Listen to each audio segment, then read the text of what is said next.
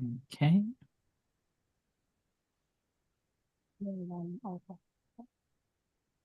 Right, so it's on live now.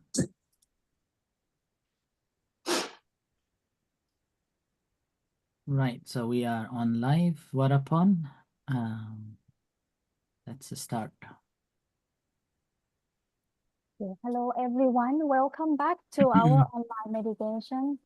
So this month is we are in November, so we are nearly end of the year. So welcome back to our online, and we see that Pa Ajahn will teach us for this month, and then we also plan for the next month. So keep continue to do the end of the year, and let's see how we improve.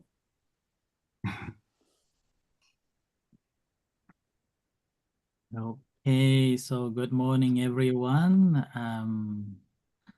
Welcome back to our session. So today is November. Without knowing, we have come to almost to the end of the year. And this month, today is the 17th, so that means you must be busy with the Christmas preparation, shoppings and preparing, and where should I be, and what should I do, whom should I contact, whom should I write a postcard saying Happy Christmas, So that's called a Christmas stress and anxiety. Yeah. So probably this is the perfect time to come and practice meditation so that we can learn how to ease ourselves in this stressful Christian season. Yeah. So Christmas season, not Christmas season. So that we can use this time to stress free and manage the stress and anxiety so that not putting too much stress on ourselves. Okay. Obviously, all the festivals are always stressful to all of us. And for us, for me, myself, whenever we organize the Katina, the robe offering ceremony once a year, that's a stressful. It needs like at least of 2 months of a proper planning. So you have to contact this, contact that, and preparing this, preparing of that. And without knowing, you are under this stressful moments. So it doesn't matter who, we all face with that, and particularly this Christmas.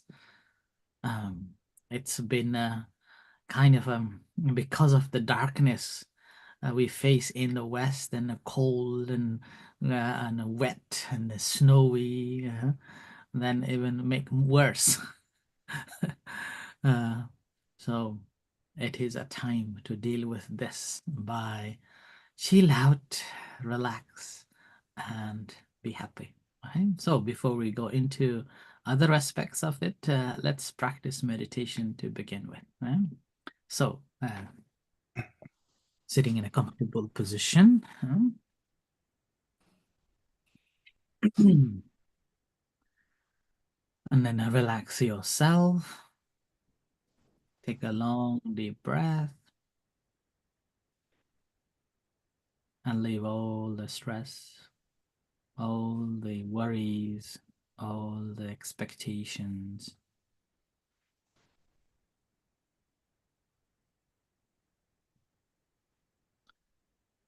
Just be yourself.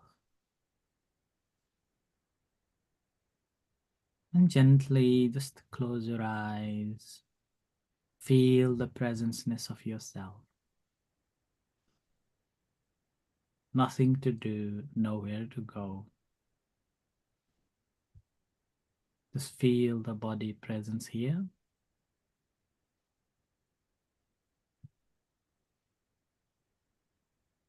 Embracing yourself. This is what I'm feeling.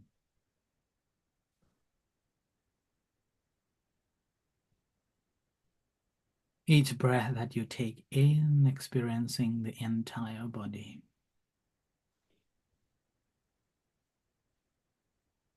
Each breath that you take out, feel the relax and freedom.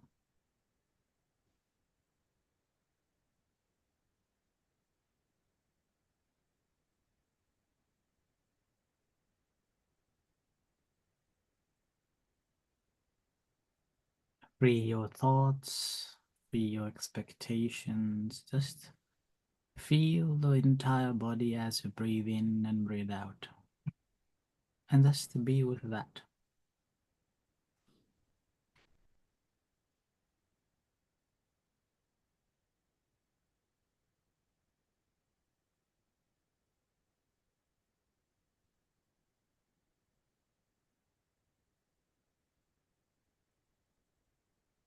Just be with the sensation of this calm, collected, and quiet and peace.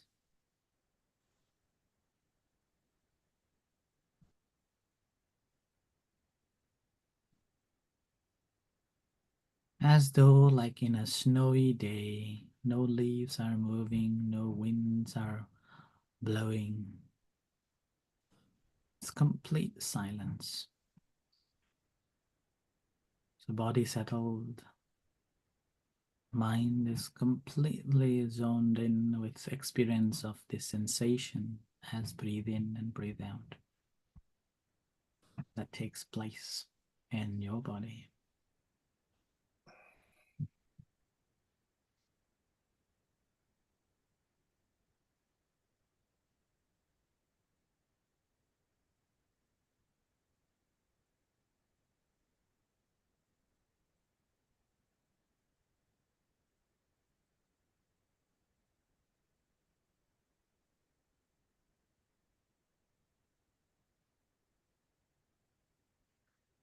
And obviously, when we settle ourselves down, the mind stays in this calm and peaceful state. This mind begins to wobble. This mind begins to find other things to think about. Naturally, it moves to something else. So rather than letting it to think about outside of your body, just back to the breath. Wherever you feel the breath, whether in your nose or whether in your belly. Feel the sensation of this breath coming in and going out without any preconceived concepts in it at all.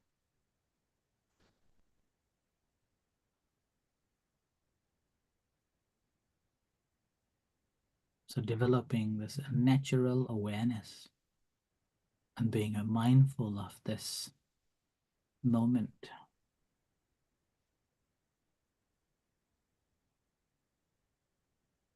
We're not controlling the mind, nor letting it to freely uh, going around, wander around.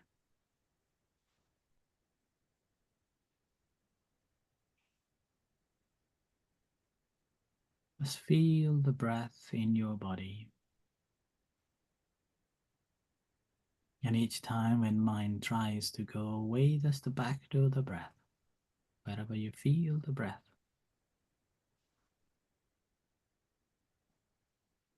So breathing in and breathing out.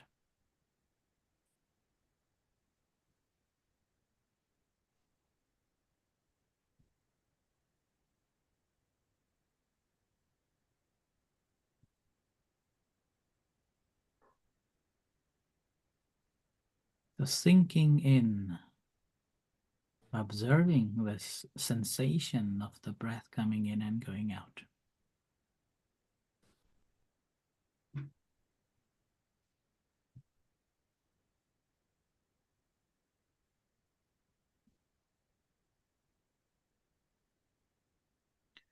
It doesn't matter what you are experiencing, it's a matter of this natural awareness that you have on it and mindfully paying attention to it. without expectation to be with it or should be something else.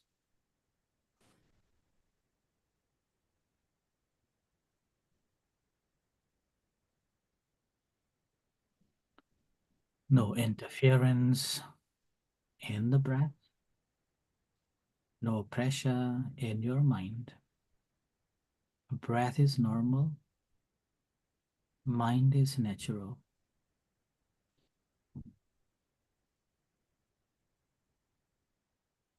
So aware of your physical body sitting here and how the breath affects. Noticing this change, noticing the sensation.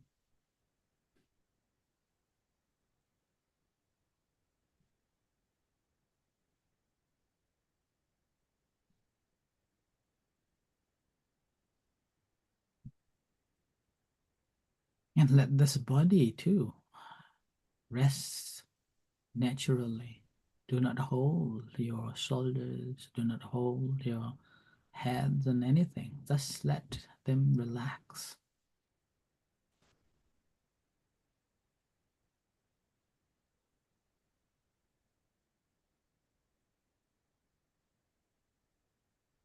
So we are embracing this entire body like this, feeling, sensing, but no grasping, no attachment, no expectation, this natural body.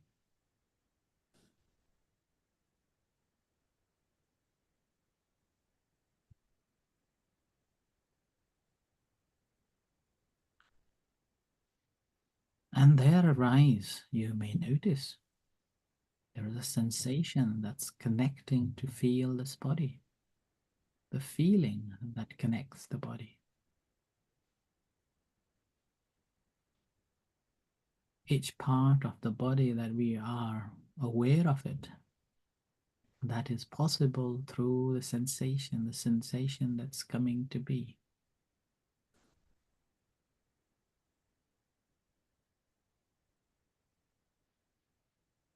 And each sensation that we are aware, mind is attending to be there, then we realize this is a sensation and this is the part of the body.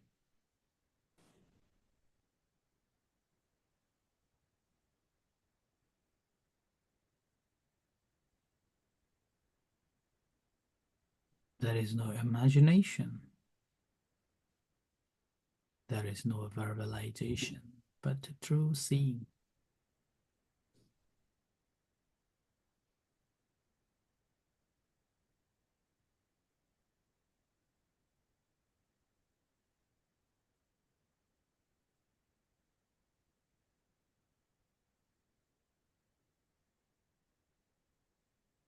Let's let this rest naturally and developing this awareness to be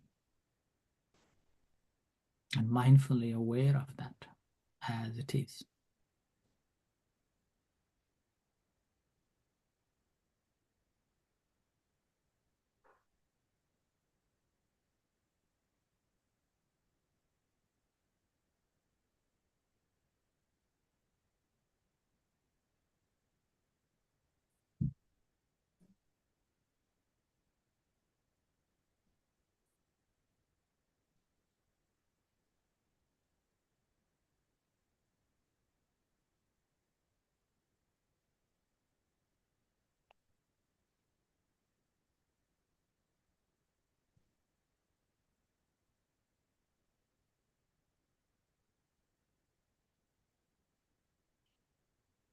Without putting any pressure on our mind, just try to watch this mind, how this mind moves from one place to the another, one sensations to the another sensations, one body part to the another body part.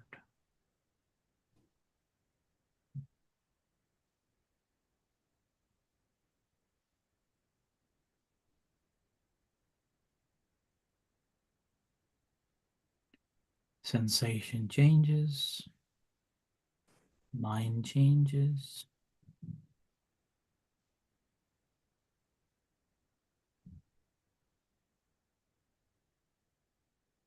thinking changes.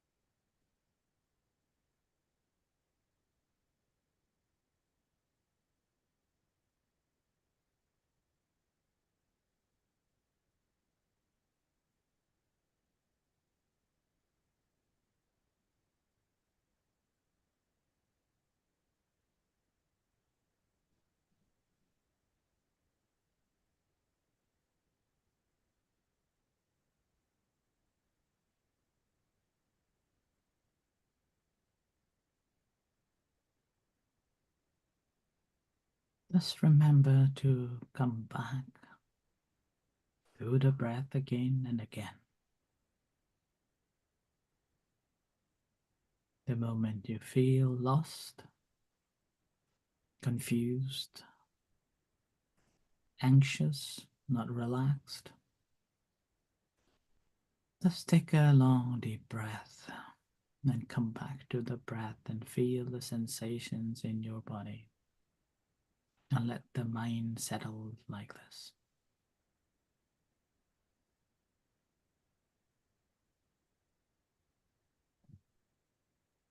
And let the wisdom arise to see things as they truly are.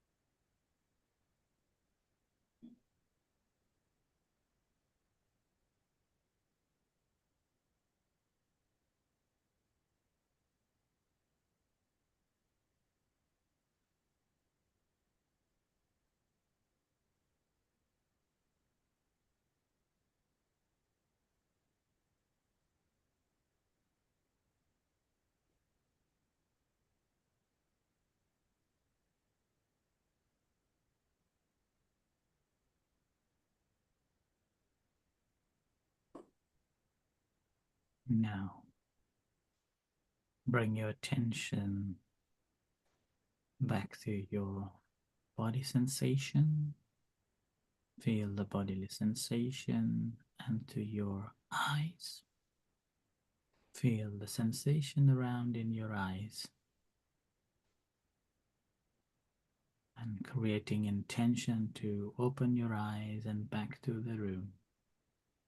So slowly open your eyes and back to the room.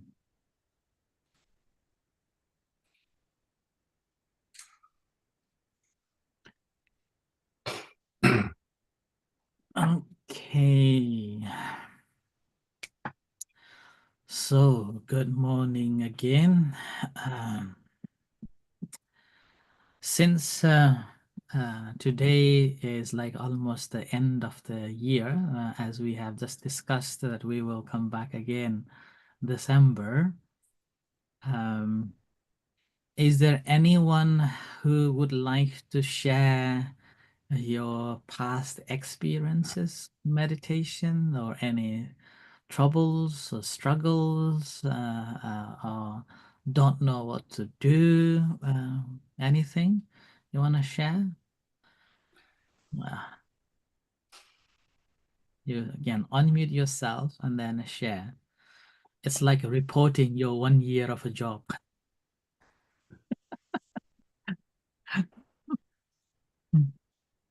Anyone would like to?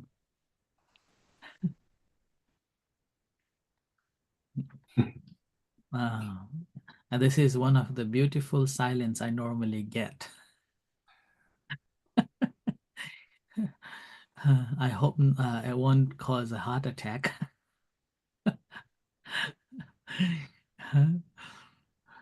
So it's quite difficult, isn't it?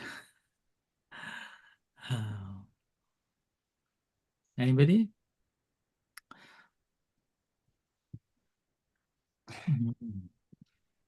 So it reminds me of a moment the Buddha, after he taught for 45 years to the different people in different places, in different aspects of the Dhamma and a practice. And then the day it came, it's a time for him to depart. And before his departure, he assembled the monks and then he said, "Dear monks, now I am going to die soon. Don't think that after I am gone, you haven't asked any question. Some doubts that I have, still not not free from that doubt. So this is the opportunity. Please ask." And then the whole assembly went very quiet. Where nobody dared to ask. And then a Buddha said, "You probably not asking. You are not asking the question because you respect to me and I'm going to die." Uh, so then the Buddha again further instruct to the assembly, saying that do not live a life heedlessly, because everything is conditioned created. These conditioned created are eventually will fade away.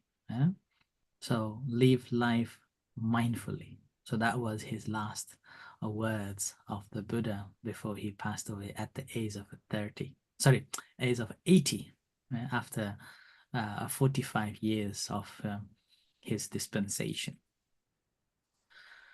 So I'm not sure whether that is the case that you're not asking. Right.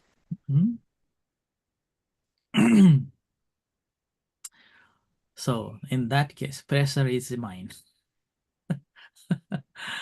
Right?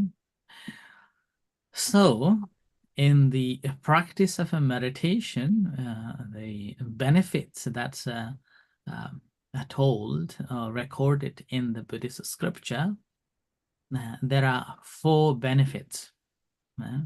You may have heard different benefits, but in overall, there are 4 benefits. benefit 1, it's called Ditta Dhamma Sukha Vihari. Yeah? That means happiness in this life, or happiness you can experience as soon as you have practiced meditation. So that's the first happiness you experience. Even like when you practice for 10-15 minutes, you straight away see the result of the practice. Yeah? And then if we practice it regularly, obviously it changes our habit patterns and our behaviors and the way we look at the things. Yeah? So with that, we become a more happier, yeah? Much happier than before. And the second, it's called jnana dasana. That means we began to see things clearly rather than under the impression of our corrupted mind, seeing things, want it to be mine, want it to be this way or that way. We will see it clearly. And then that's the second one, that's called jnana dasana. And then the third one, it's called the sampajanya, sati sampajanya. So that means our mindfulness and ability to be understanding or having a clear comprehension about each thing that we are mindful of. So we are like seeing things clearly, not the blur views on the things. So that's the third benefit we will receive straight away. And then the last one, it's called the eradication of all the taints, or freedom from all the taints or defilements, so-called asavakaya. So freedom from all the asavas or the taints. And that's basically attainment of a liberation. And then liberation, obviously, it has different levels and different layers of it based on how much we practice, how much do we understand, and how much do we cultivate it on it. And based on that, we gain that liberation. Right? So the first practice is a Ditta Dhamma Sukha Vihari. That means we can experience this happiness, freedom, and calmness of our mind and the calmness of our life in this very moment, moment to moment, which you may have experienced it. And that experience, basically, it came through. Number one, mind is concentrated. Right? Mind is concentrated. Mind is not distracted by any other things, but only concentrated on a specific object or specific task that we are doing it. Okay? So with that, in order to have that, what we are doing, that whether we intentionally or unintentionally putting sufficient energy to it. Yeah? So application of energy, we call it virya. Yeah? The effort is applied. And without that effort, then again, we cannot keep the mind onto the specific intended task for a certain period of a time. So that's why it requires motivation. So we have to check. That's the reason why we have to check, why am I meditating? Why I am interested to meditate. So when we check that motivation, what happens that it actually gives the intention to practice. When we have the intention to practice, then we will adopt one object to pay attention to. So with that, we are keeping our mind attending on that particular object. So with that, we are getting the focused mind, concentrated mind. So there is the effort being applied. So sufficient effort being applied. Now this effort is very, very important. This effort is very important. And without this effort, we cannot gain the concentration. So mind will be wild, going here and there all the time, moving here and there all the time. So that's what, yesterday we had the children's retreat, which in the past I started with a 1-day retreat for the, once a year, 1-day retreat for the children. And that's again from 9 to 2 o'clock. It's not that long. Now, in the recent year, I have introduced 2, and then this year introducing 3 sessions in a year. Now, when I look at those children's development in the practice of a meditation, now they are much, much calmer than before. Yeah? And yesterday was another session, and then in that session, I challenged them. Yeah? I challenged them that, your mind is like a monkey mind, right? Or like a monkey jumping from one branches to another all the time. So I challenge them saying that, can you try keep this monkey on one branch of the tree? Do not let this monkey run away. Then what happened was that they could manage to sit. Yeah, they could manage to sit calmly. They were just changing, kind of keeping this monkey on the branch of one of the branches of the tree. So that's, I gave them to practice on the breath. Yeah, and that's the rising and falling of abdomen. So they managed to keep their mind on the rising and falling of abdomen. So they were putting a kind of a sufficient energy or the effort to keep this mind on the rising and falling of abdomen as the breath in and breath out. So with that, I could observe their calmness. So they weren't moving their hands, they weren't moving their eyes, they weren't moving their legs. They were completely in a silence, very calm. And then further on, with that practice, what happened when I asked them to come out from the meditation, they were still kind of zoned in. Were not moving rapidly. They were still like they were kind of they were holding this monkey, holding this monkey in their hands like that. So that's why the sufficient energy is quite important in the practice of a meditation. When we apply the sufficient energy to the practice like that, then obviously it brings happiness now and then, here and there.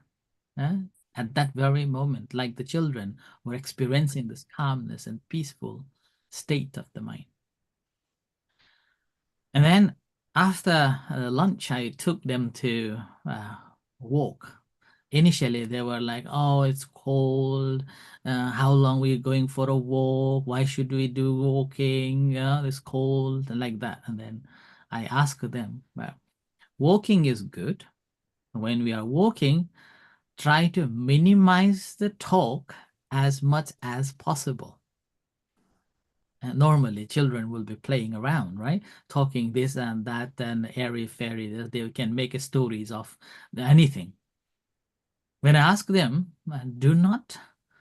So I didn't say that do not talk, but I told them to minimize the talk, and then ask them to listen the birds, listen the sound of the wind, and try to be aware of the different colors of these trees and the leaves. And as you walk, try to listen the different sounds. And they managed to walk silently. And then whenever they have to talk, they were whispering. So they were whispering, and then that whisper was like just a little bit of whisper, and then just continue walking, continue walking.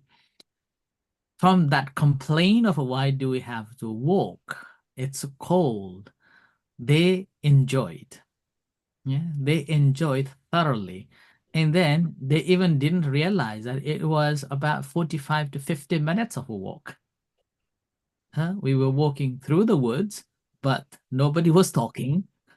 uh, and then managed to come back. And when we came back, everybody was just experiencing this cheerful, happy feelings.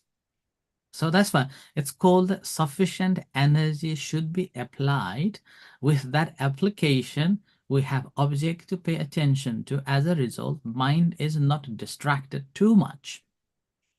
So with that, we can gain this calmness of our mind, calmness of our body. So immediate happiness, immediate freedom from, let's say, stress and all other like anxieties at that very moment. Now think about that. If we able to maintain that practice regularly, then that will change the way we look at things in our day-to-day life immensely, without a doubt.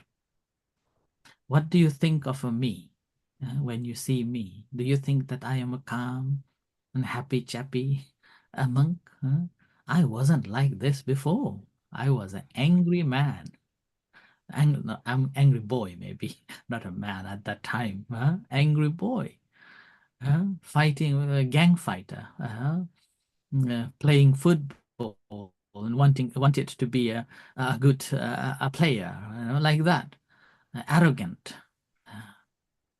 But because of the practice of a meditation I have been doing regularly, little by little, but not forgetting to practice, and with that, it has shaped my mind, shaped the way I look at things. And with that, I managed to develop this sense of a happiness to myself. I managed to smile to myself. When things got wrong, I can smile to myself. When things right, I can smile to myself. So that's how we develop our happiness in this life, in this moment. So in that development, the last thing I wanted to say, the mind is in a balanced state, not corrupted, not disturbed. In the meantime, a mind is able to let it be. It's not, oh, I have tried my best like this and why it's happening. No, I have done this, now able to let it be. Even in a meditation, doesn't matter what you have experienced in your meditation, not holding on to it. We have to understand to let it go. It's like when you are drinking a cup of tea or cup of coffee. Yeah, cup of tea or cup of coffee. At that time, then you have to leave the cup on the table or wherever again and again so that you can work other things. If you're holding the cup all the time, you cannot do anything. You have to leave that. Then you will experience other things. Same with the practice of a meditation. When you are meditating, whatever experiences that you are experiencing at that time, that was the experience of at that time. So we have to leave it there, move on. And then whatever we are doing, we got to be mindful of that. So that's why that is called equanimity. Keeping the mind in a balance in every moment. Meantime, not taking the things from the past, not taking things from the whatever I have experienced. Doesn't matter, you may have experienced like different levels of absorptions, ecstatic and serenity. It's okay, that was at that time. We can rejoice, we can remember, but let go. So 3 things you have to remember in order to gain that happiness. 1, development of a concentration. 2, sufficient energy being applied. And 3, let go. So keep the mind in a balanced position, not disturbed, not swayed by achievement, not swayed by not or failing or not getting what we wanted it to be. Okay? So then we can experience the real happiness at the time. And so in this life, it will shape our behavior. It will shape our perspectives, our perception to the things. And that's why the second benefit is called a jnana dasana, which means the clear seeing, seeing with wisdom. Now that's the jnana dasana. We're able to see things clearly, untainted, uncorrupted. If you look at that, look at ourselves in our mind, oftentimes we are corrupted due to our desire to be, desire to have it, desire not to have it. So we always look at things from the perspective of, I want it to be in my way. I want it to be this way. I don't want it to be that way. I don't want it to be in this way. I want he or she behave this way. I want he or she achieve that way or do this way and that. So our perspective or our looking thing, the way we look at things are always in that perspective. Similarly, now think about it. When you look at the tree, do you have any perspective like that? Have you ever thought of this tree? Why this tree is growing like that? It should have grown like this. Have you ever talked to the tree like that? Or maybe a mountain. When you go to the hills or the mountains, why this mountain is so tall? Why it's so difficult? Why this mountain becomes so difficult? It should have a flat so I can walk freely and then I can experience. Why you so tall? No, we do not talk with that, right? We do not complain to the trees. The tree, when we look at the tree, it's just a tree we look at. Why do, so this is how our perception to the tree. We know that we cannot change. We know that this is how it is. We know that this is how it will grow. So we are seeing this tree as it is, as the way it is. So we are letting the nature take care of itself. So practice of a meditation, once we have attained and this way, the state of this calmness and wisdom like that, then we will be seeing this way. Without corrupted mind, we see things at that like this way. And that same scenario we can apply to other beings, other people. Then you will not have any judgment to anybody. That person. And in that again, we have understood that this person is like this. So we will develop the concept of the acceptance of that person. He or she is like this. And we able to develop from from inside, not by like manipulating or like what's called a sarcastic way. We develop this sense of respect to that person, the way that person is. At that time, our mind is not corrupted, you see. We see that person as like a tree. And in the meantime, we see the value of that person being in the presence to us. It's like a tree. Now, when we look at the tree, it's like giving oxygen, making the nature wonderful. The ecosystem is become so grateful like that. So we will able to see other people in that way too. That their presence is actually making this meeting valuable. So that's how we see in this way. So see it clearly in that way.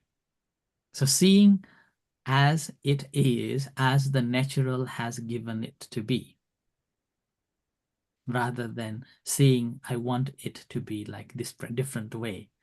Green is green, not like I want it to be a red. When we change that, we want it to be a red, who suffer? We suffer. So with that, the third quality that we develop is called sati sampajanya. That's being mindful of it as they are, and also having this clear comprehension, understanding of these things naturally like this.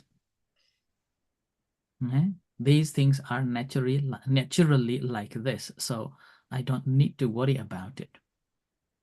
And here, not only seeing other things, but we able to internalize and seeing our own mental states.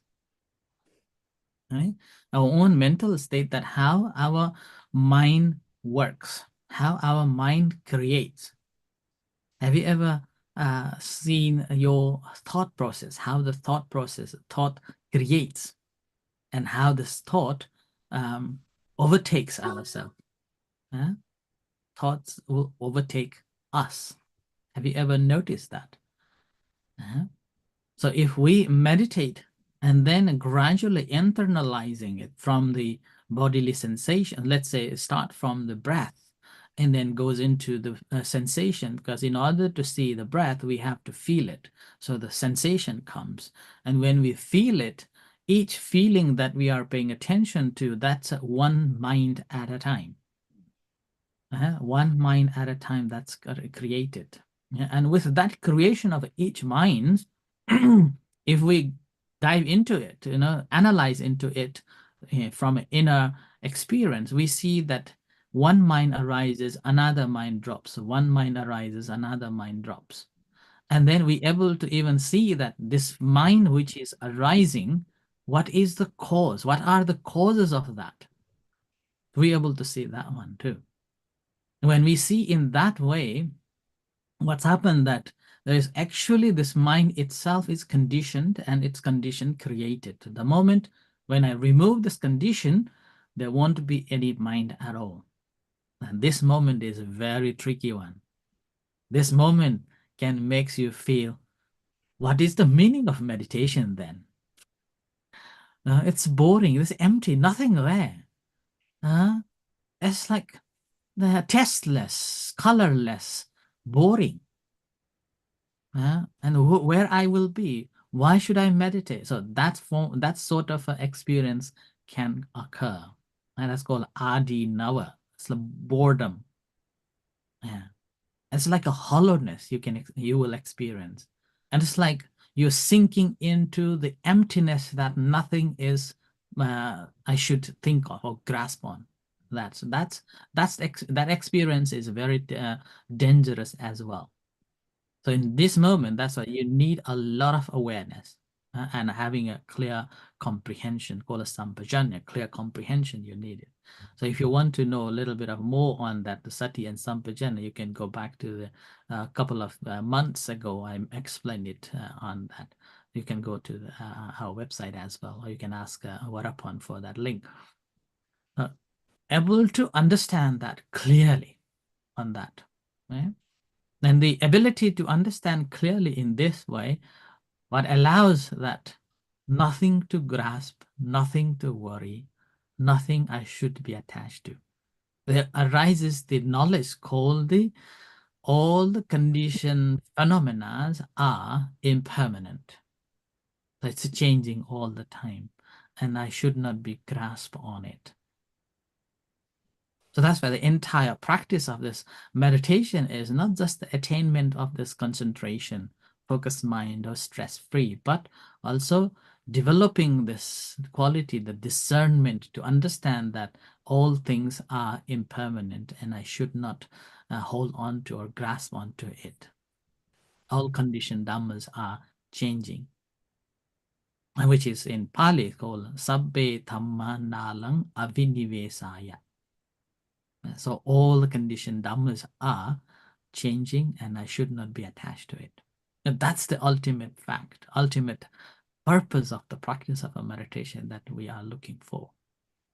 That basically we have no corrupted mind and we see things clearly. And in the meantime, we are not bound by anything. So we are free. Mind is free. So it's like a let it be, let it be. No need to worry. And that's how we attain the complete freedom. That's called the taintless mind. Right? And we will be happy forever. So this is again, it's like a summary of entire this year's lessons that we have discussed and practiced. So I try to put it into this concept as much as I remember this year's lessons on that. Okay, so I end here for this reflection, maybe the talk. And before a practice of a meditation, I would like you to open yourself and ask or share your thoughts. Any question? Anything you want to share? There must be something happening. Vandana Mante, and it's benefit of meditation. I like those four, and especially like Yana Dasana. I like the one you gave example, tree and mountain. Mm, The problem is like looking at those tree and mountain is okay because we haven't got a perception, anything perception, but like dealing with other like human or animal or whatever, so we have got already perception. That's why I think very hard to see like practice yana dasana. But mm, because like the one you are giving example, a mountain entry, is really appreciate. So we can practice similarly so that we can develop our yana dasana. So thank you, Mante. mm. Good. Yeah. It's not easy to develop such a perception towards our family members, particularly if you're a father and a mother towards your children. It's like you're a part of your heart. Uh, So you have developed that this is my creation, this is my thing, a precious thing. It took so long to create. So that like I have created, so this is belongs to me. Yeah, that's how we created our attachment to it. With that attachment, we develop our affections and emotions and feelings, and we're bound by that and thinking that this is my life. Yeah, so that's how it's not easy things to develop, but you have to gradually develop that until you can understand. Doesn't matter how much you're attached to it, how much affections and emotions and feelings you have with, eventually one day or another way, well, we have to be separated. So that concept of separation is inevitable. When you realize that, then you can develop some sense of detachment. But if you haven't comprehended on that concept that one day I have to be separated from that, then it will be difficult. It will be difficult, and particularly if you lost your children, then again that will be even more difficult because you have developed of this affection and connection, feelings, and emotions. Okay. Right. So, anyone? Otherwise, we will practice meditation. Another meditation. Right. Okay. Uh, so let's practice meditation again then. All right. So sitting in a comfortable position.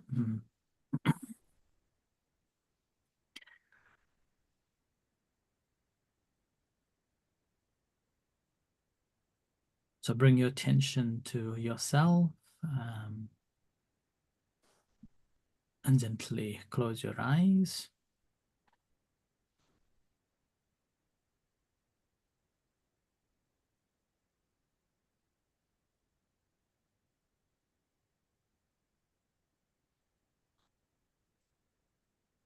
And bring your attention to the primary object, the breath.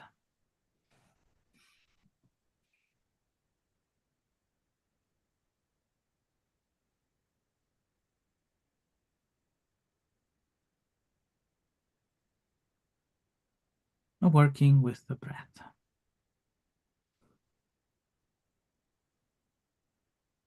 If you are experiencing the breath in your nose, feeling the breath in your nose and paying attention to it, incoming and outgoing, or if you're feeling this breath in your belly, observing as it rises and as it falls.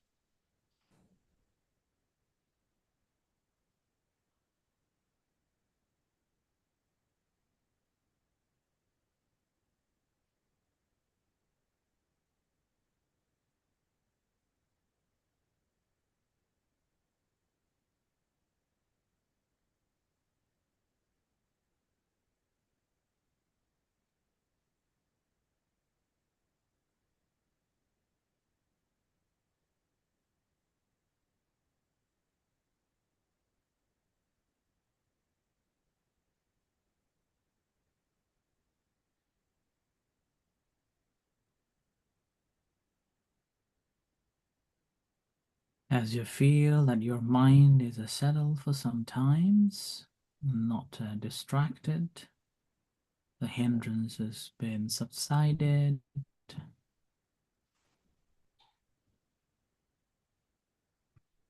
bring your attention to observe the entire body, sensation in your entire body, along with the breath coming in and going out. So we have a post to hang on and experiencing other objects.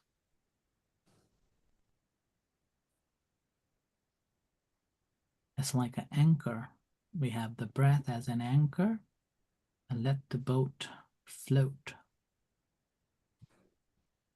within the reach of the rope. So experiencing the entire body, bodily sensation. So in the background, there is a breath in the nose or in your belly.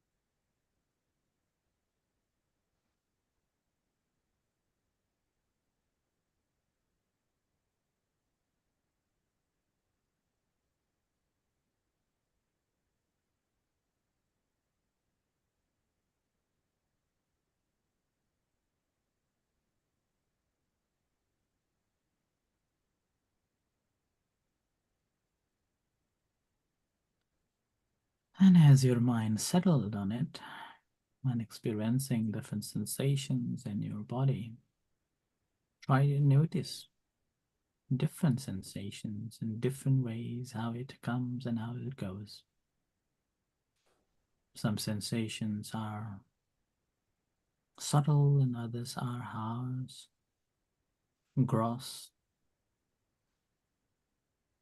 or intensified sensations or subtle sensations.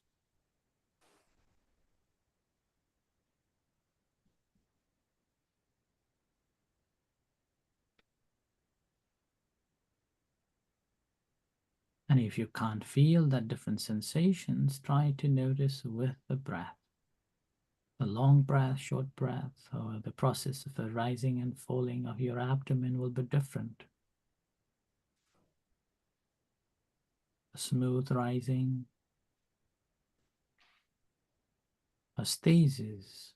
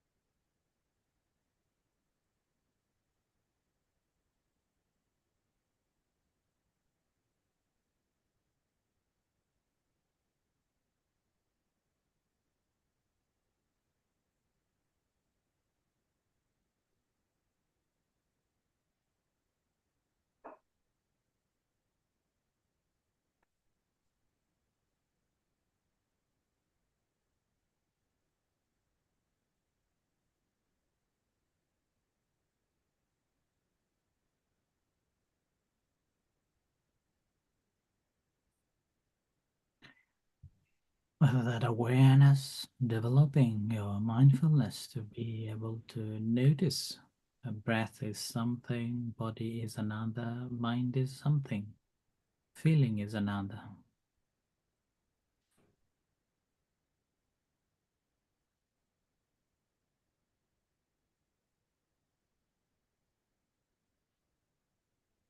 So breath is something, body is another. The awareness of it, this mind is something, feeling is another.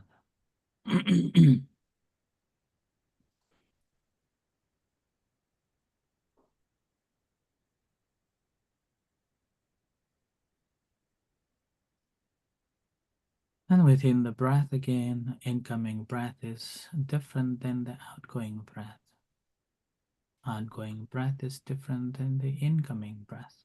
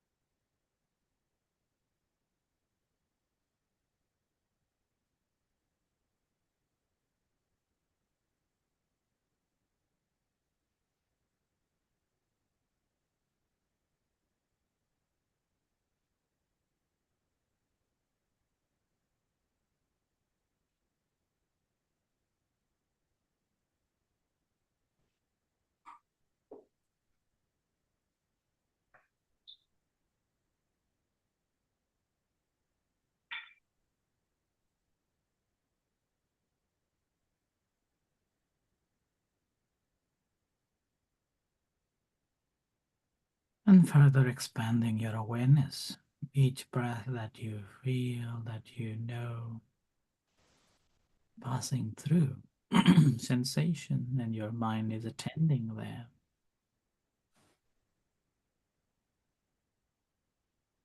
So each breath changes, your feeling changes, and each mind that perceives it, it is also changing.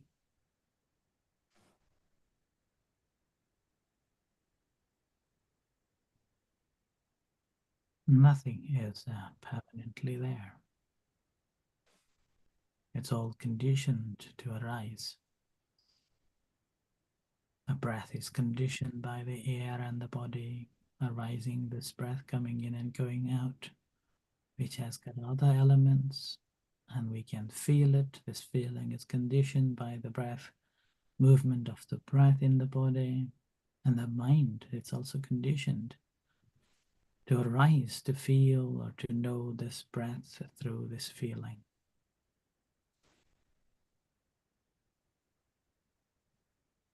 So each mind is constantly creating and vanishing like the flashing lights.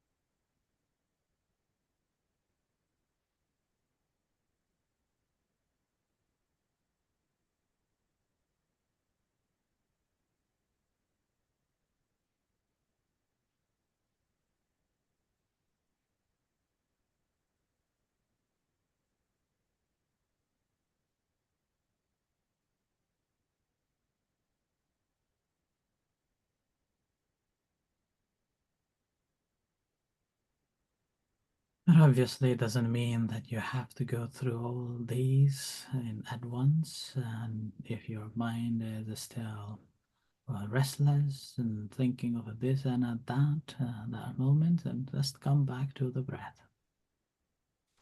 The primary object, the breath, wherever you feel it in your nose and your belly, and settle the mind there and begin again gradually seeing different stages and different things that happens. The sharper the mind becomes, clearer these objects takes place. These phenomena and experiences takes place at the same time. One observation, these all takes place at that time in a rapid moment.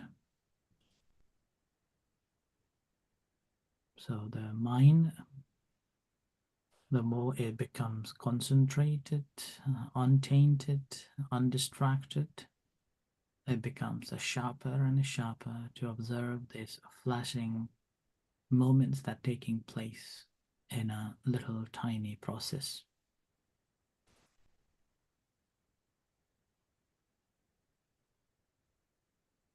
So continue practicing.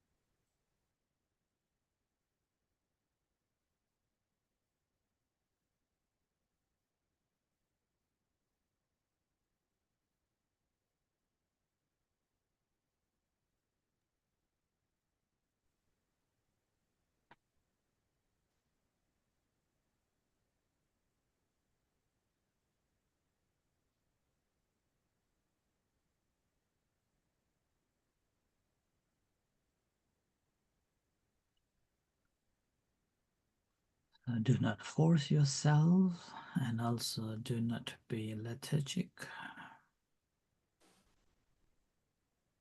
The sufficient effort to be applied on the object of meditation and aware of it.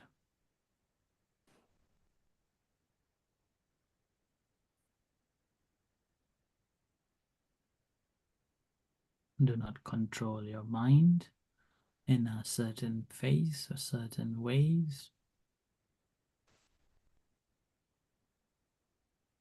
And do not try to keep it in only one place. Do not change from one to another either, but attending, mindfully observing what's happening. That there is a post like anchor, that's the breath, either the nose or the abdomen, rising, falling as the a post. Relying on that, we're observing other activities or other phenomena that arises. So natural breath, natural awareness, and attentively attending to the things as they arise and developing the discernment, the wisdom to see things that these are changing, these are conditioning, these are manifesting from this to that, and not trying to hold on to certain feelings and rejecting to certain feelings. Just knowing the way it is.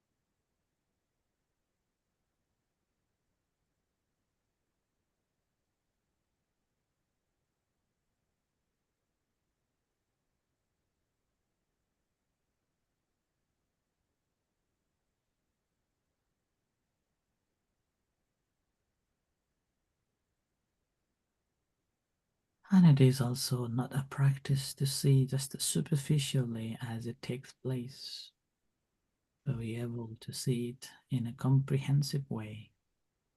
So having a clear comprehension on each things, each experiences, so that we are aware of that. How this is conditioned and how this is arises and how this is vanishes away.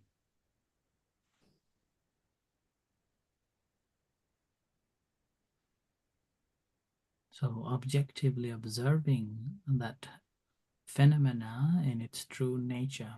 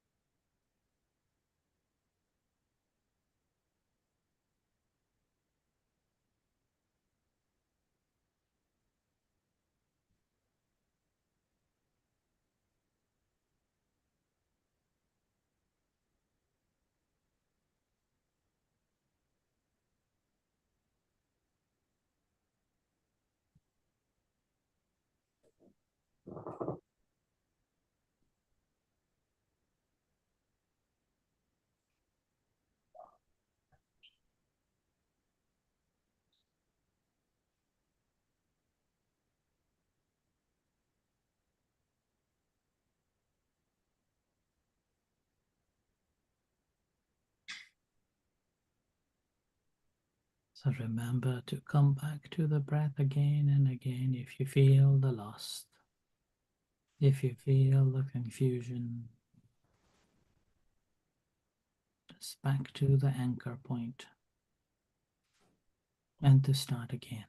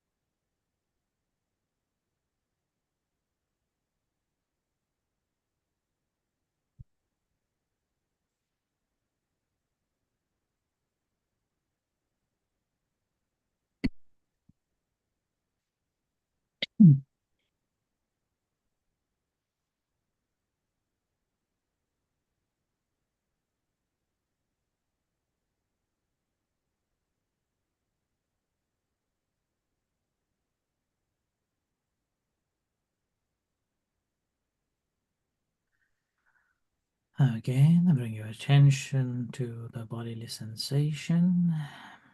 Feel the sensations in your body and to your eyes.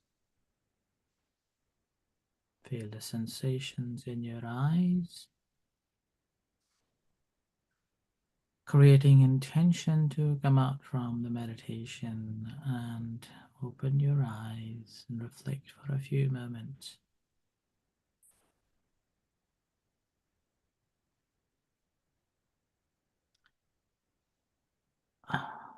Okay, so this is another session of meditation section. Now, anybody has anything to share? Any question? Floor is yours.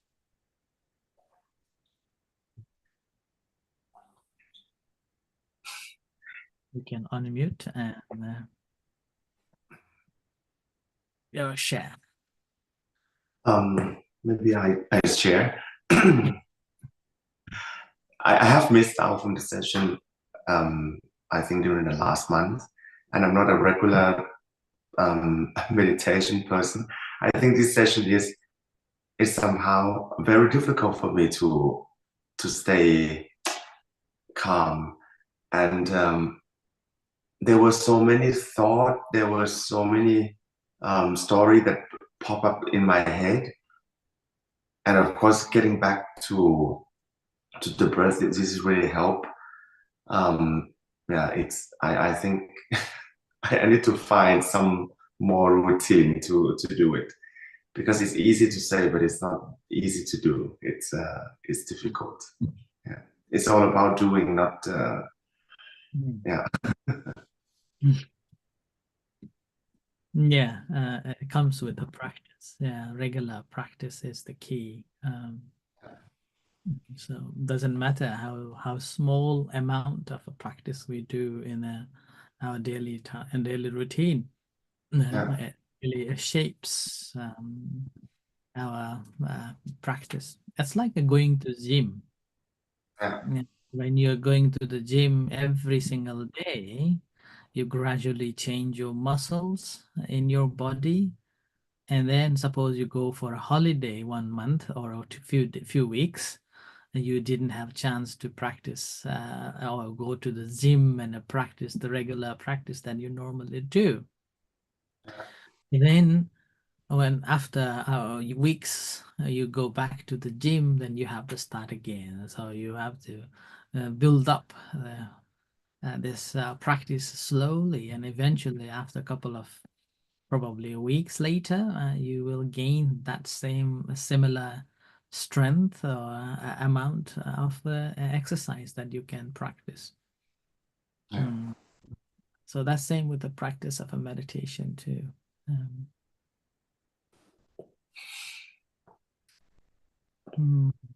They say practice makes perfect.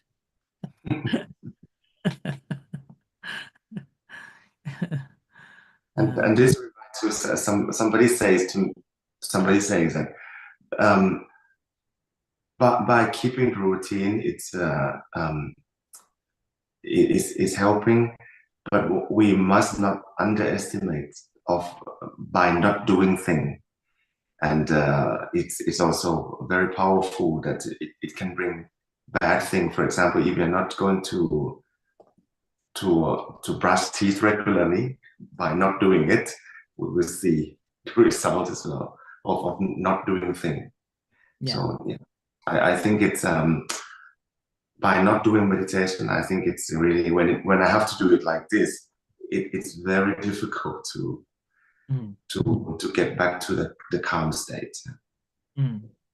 But one thing you have to remember here, a Buddhist practice of a meditation is not just attaining the calmness, but having this understanding that in the midst of mind is restless, we know that mind is restless. That's also a form of a meditation in the practice. And then when we are become aware of this restless mind, and again and again we are coming back to this restless mind, so the pulling and pushing game goes on, but each time when mind goes away, we realize our mind is running away and we're thinking of this and that. Okay, and I got to come back. So that's also a form of a practice here as well. So that's why when we practice meditation, do not only look for the calmness, even look for this disturbed, distracted, confused, restless mind, and then ability to make a peace with that state of the mind as well. So do not be discouraged with it, and also do not be unhappy with that. In the meantime, do not be happy that, oh, I'm meditating in this way. You don't have to do it. There must be some progress there. It's a gradual process. Anyone? It's like planting a cactus. You can't see how the cactus is growing. It's so slow. It takes a lot of patience, and until it just slowly it becomes bigger and bigger. Planting cactus.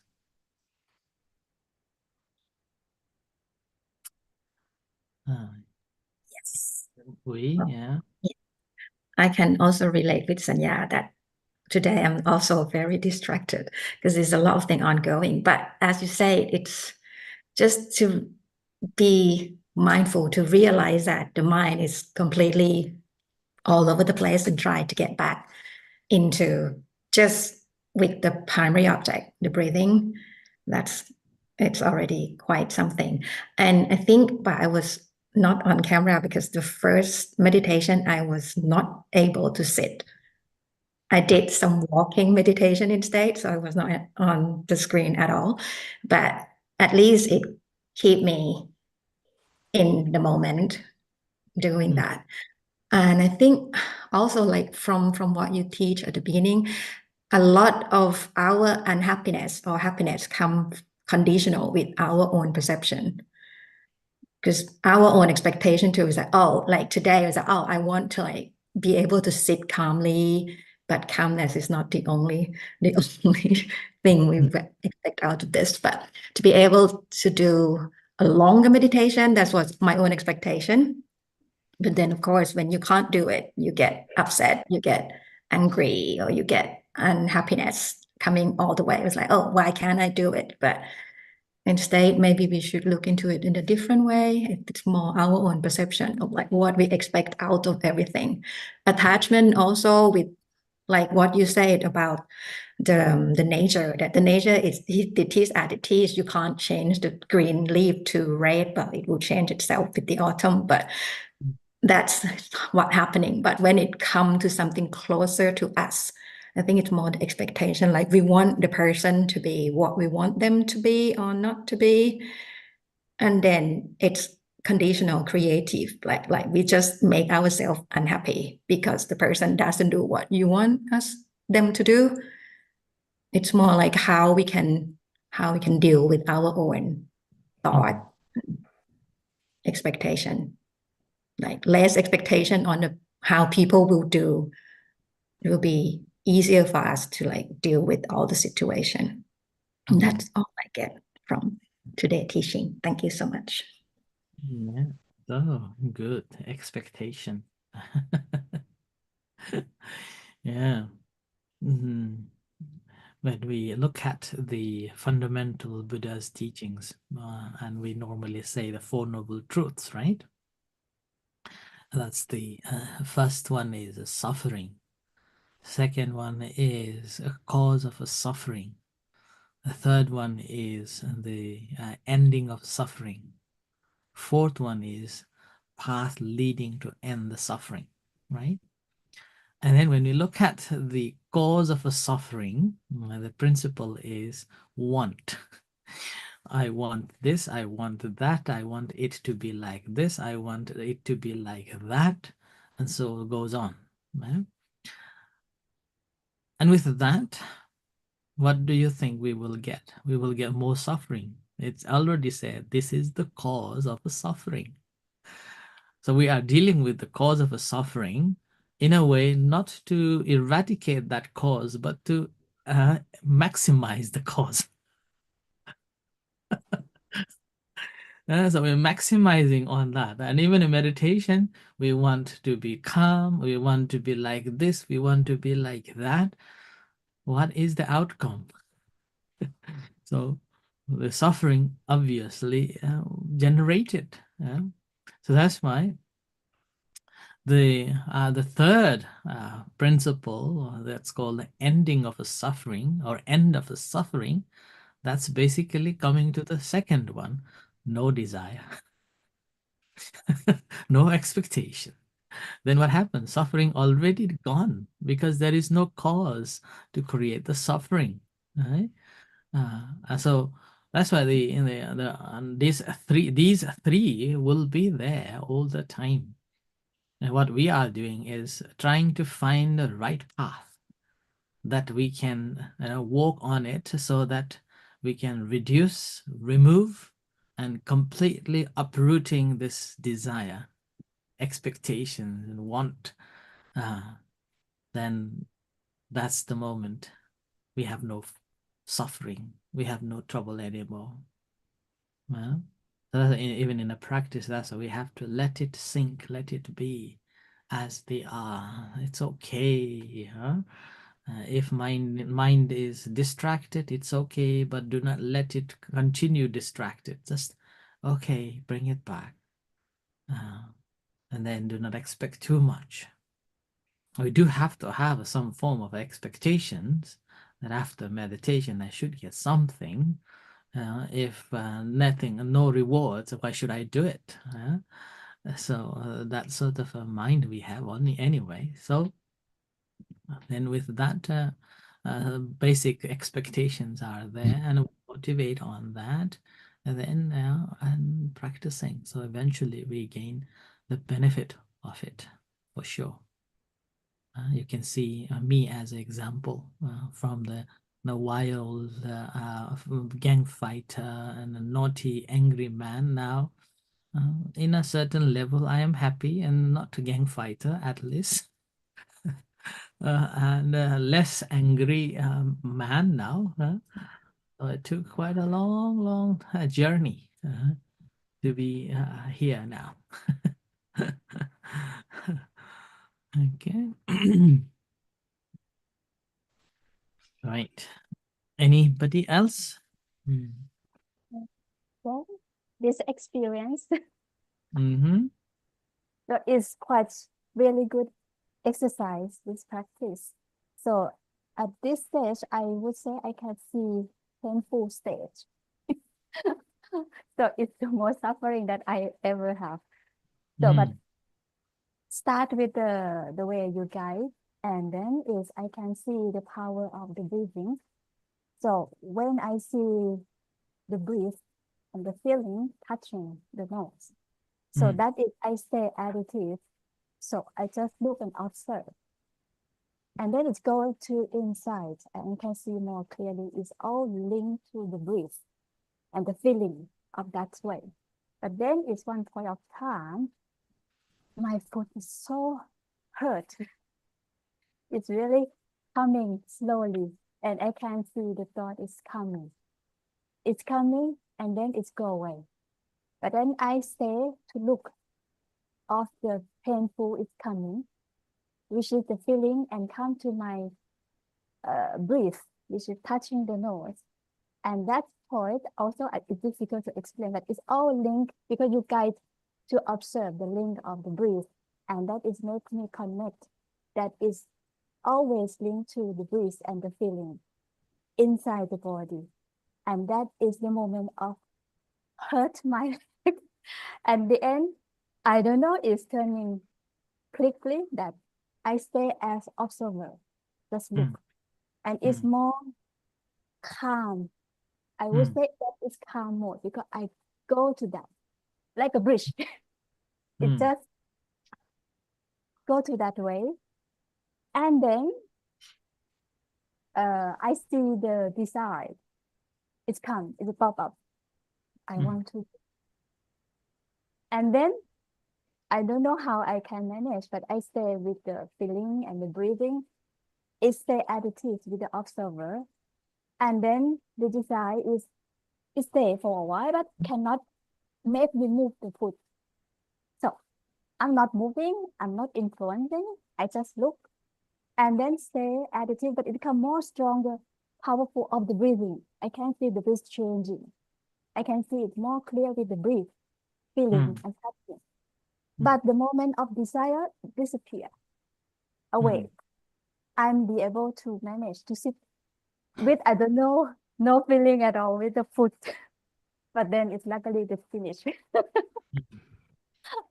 Okay, that is my experience. But it's really good to see and it's just aware that the word that you start to use, feeling, breathing, and aware, and you just stay more effort of that. And then I can see everything is linked. Thing coming, pop up, so on, and want to move, but the way it is not moving. I'm not forcing not to move, but it's just in a way that it's workable. So, but it's really powerful. Yeah. So that's what I want to share. Thank you so much.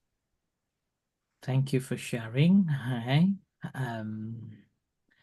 See, as we practice in that way, gradually what happens is that it's like see, suppose this is this hand is coming before this hand, and when it touch, we know both coming, but eventually then it separates again, coming, separating, coming together, and then separating. So our mind is like that too, always like that. So whatever we observe, it's like this is our one mind, and this something is coming and it goes away, coming, it goes away, coming and goes away, like that. So initially we are looking at that something that coming into contact with the mind, okay, and that contact, but eventually it comes to this mind only, that why this mind is there, how this mind is created and how this mind is changing. So this is the state that we will be able to aware of that. So even this mind, in order to create or in order to arise one mind, it has two object comes. Number one, feeling, and number two, the perception. See, right? So feeling and perception always comes together to arise one mind. So in the practice of a meditation, what we are doing, that each feeling that arises, are we implying the perception or not? Is there a perception towards this feeling or not? Right? The moment when we put the perception in it, then there is the mind that we have created in the form of, I want it to be in a certain forms. Whether that's the pain, whether that's a feeling, whether that's a sound and whatsoever. Like that. Now, practice of a meditation, what we are doing is noticing that, and eventually we're able to arrive at that state. Then this mind, we see that even this is a conditioned mind. Right? And that moment, it's just like, it's okay, it's okay, it's okay, it's okay, like that. So we can just let it be, and not disturbed by anything. Right? So thank you for sharing. Now let's, I think it's time to practice loving kindness meditation to finish off, okay? So bring your attention again back to the moment here and now. Gently bring your attention to observe the body and the feeling in the mind.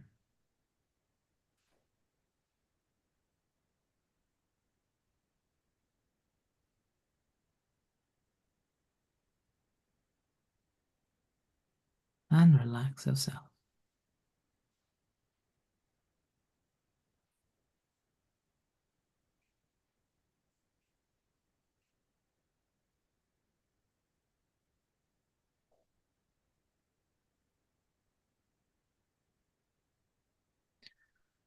And observing, acknowledging how grateful that we have this opportunity to learn and to practice.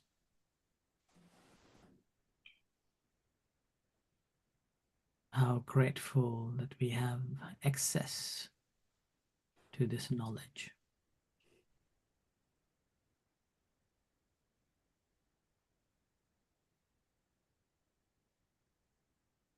And how lucky that I am learning about myself, my body, about my feelings, about my mind, and how these affects to myself,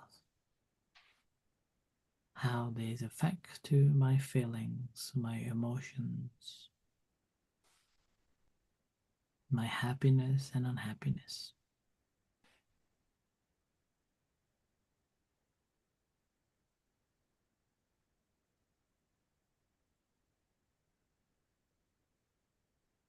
How lucky and how grateful I have this opportunity.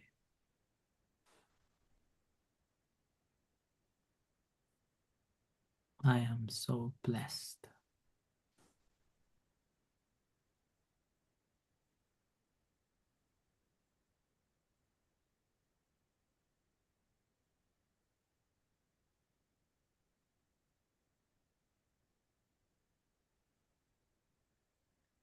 So offering kind thought, being compassionate to yourself, and rejoicing this moment of joy and happiness.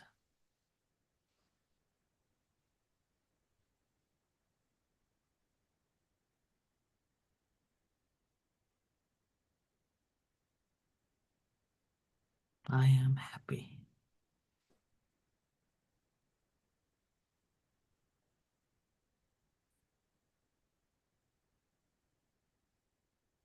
I am free from suffering.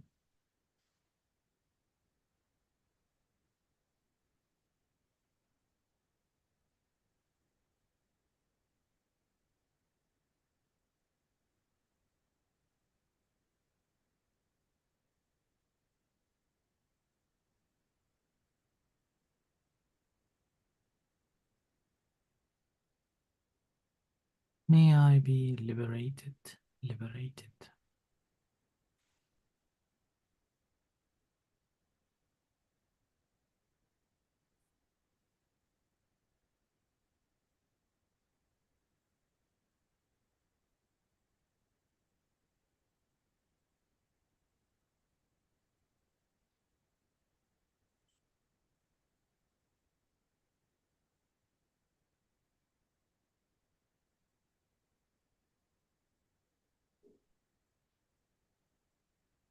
A similar experience of this joy and happiness and freedom,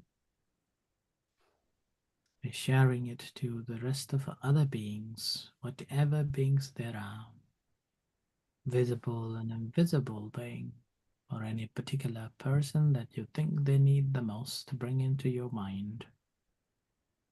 And sharing this loving thought and compassion towards that person. May you be well. May you be happy. May you be at peace. May you be free from suffering.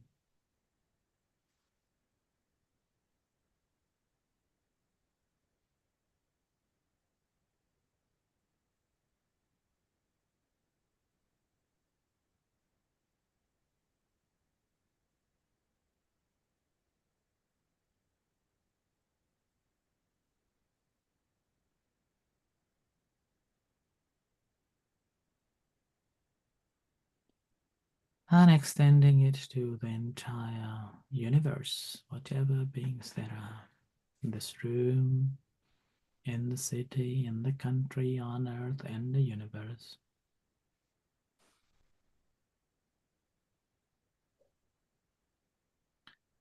May they be well. May they be happy.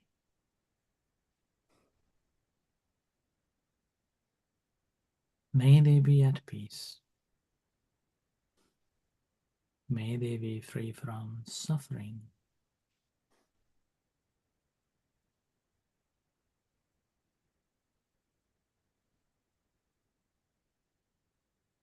May they be liberated, liberated.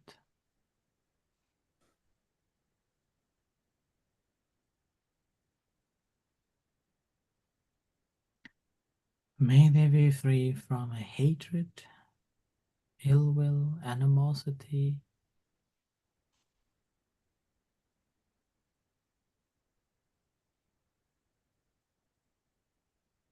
May they be free from troubles of a body and mind.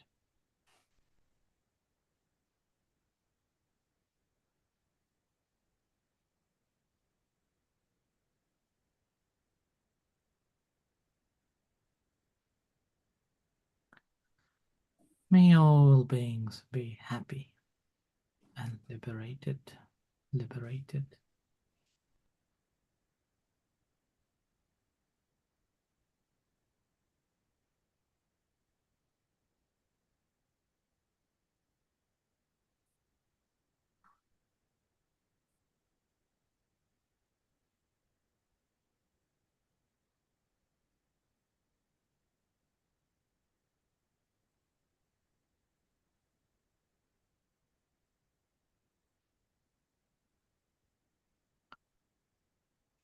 Now bring your attention back to your body.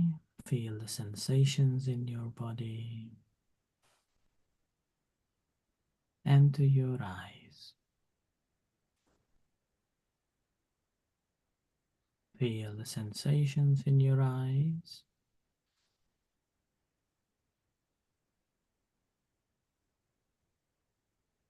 Creating intention to open your eyes. Once you have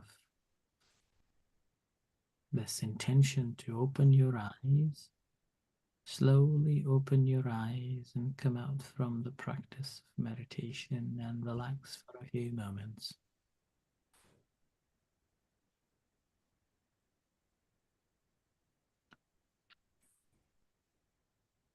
Okay, everyone, thank you very much for this session. Thank you, and I wish you all the best, and be happy with the Christmas shopping and enjoy your shopping. and we'll come back to meet again before the Christmas. So with this, may you all have a good health, happy life, and whatever you may have a good wishes that come true. Sadhu. Thank you very much, and see you again the 22nd of December. Yes. Bye-bye, everyone. Thank you. Okay, sadhu, sadhu, Thank you sadhu. very much. Okay. Thank Thank you. Bye-bye.